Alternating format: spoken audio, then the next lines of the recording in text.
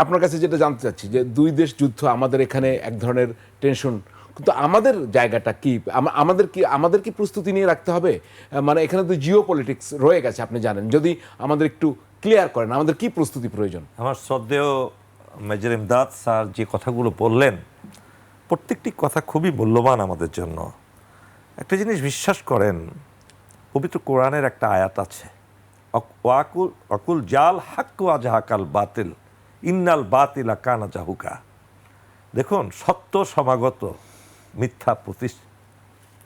মিথ্যা ধ্বংসপ্রাপ্ত। জি, আপনি যত কথাই বলেন, এই যে ফ্যাক্ট চেকিং, আমি যদি বলি ফ্যাক্ট চেকিংয়েও এটা মিথ্যা আছে, আমি এটা প্রমাণ করে দিতে পারি, দিয়েছিও। হাসিনার আমলে এই ধরনের অনেক কিছু হয়েছে, অর্থাৎ ইসলামোফোবিয়াকে আরও শক্তিশালী করার জন্য এই ফ্যাক্ট চেকিংকে ব্যবহার করা হয়েছে। আপনার হত্যা করা হচ্ছে মানুষকে, সেই চিত্রটা ধারণ করা হয়েছে এবং আবার ফ্যাক্ট চেকিংয়ের মাধ্যমে বলা হয়েছে এটা মিথ্যা চিত্র, এটা মিথ্যা একটা ঘটনা।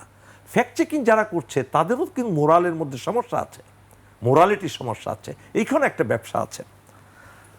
আমি আজকে যে প্রসঙ্গে আজকে আপনারা এই ফ্যাক্ট চেকিং অনুষ্ঠানটা করছেন, যে আমাদের শিক্ষণীয় কি, দেখুন, রাফায়েল যে ভূপাতিত হয়েছে এটা তো সঠিক, এটা তো মিথ্যা নয়।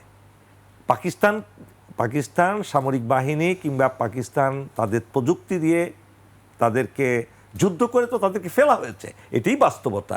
এখন এটাকে আপনি কীভাবে এটাকে ফ্যাক্ট চেকিংয়ের মধ্যে ফেলবেন, কোন ছবিটা কোথায় আনবেন, সেটা হলো ব্যবসায়িক দিক, যেটা আমাদের সাকিব ভাই বলেছেন এবং স্যারও বলেছেন, সদ্য ইমদাদ স্যার।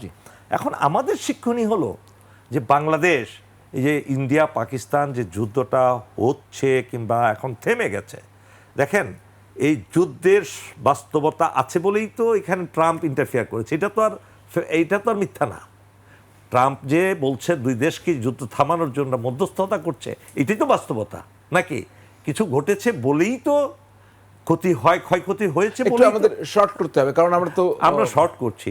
ইন্ডিয়া তারা যে অ্যাসপিরেশন নিয়ে যুদ্ধটা লাগিয়েছিল, তারা নিজেরাই সেটা থেকে তারা আউটপুট কিছু করতে পারেনি, এবং ইন্ডিয়ার গণমাধ্যম সবচেয়ে বেশি মিথ্যা প্রচার করে, তারপর প্রোপাগান্ডায় পৃথিবীতে শ্রেষ্ঠ অবস্থানে আছে, এবং ফ্যাক্ট চেকিং লাগে তাদের জন্য আসলেই তারা সত্য বলছে কিনা।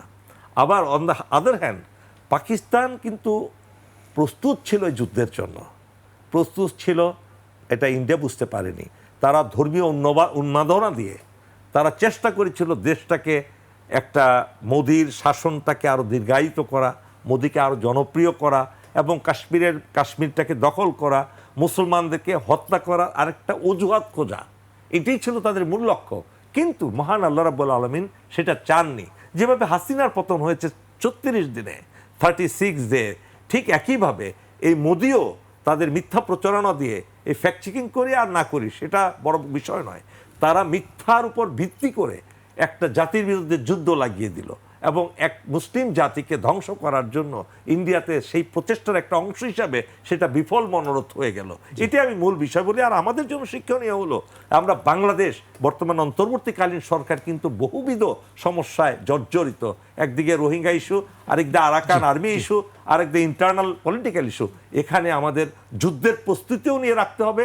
ইন্ডিয়াকে বিশ্বাস করা যায় না, তারা যে কোনো সময়ে যে কোনো অজুহাতে আমাদের দেশটাকে আক্রমণ করার জন্য সে প্রস্তুতি নিচ্ছে।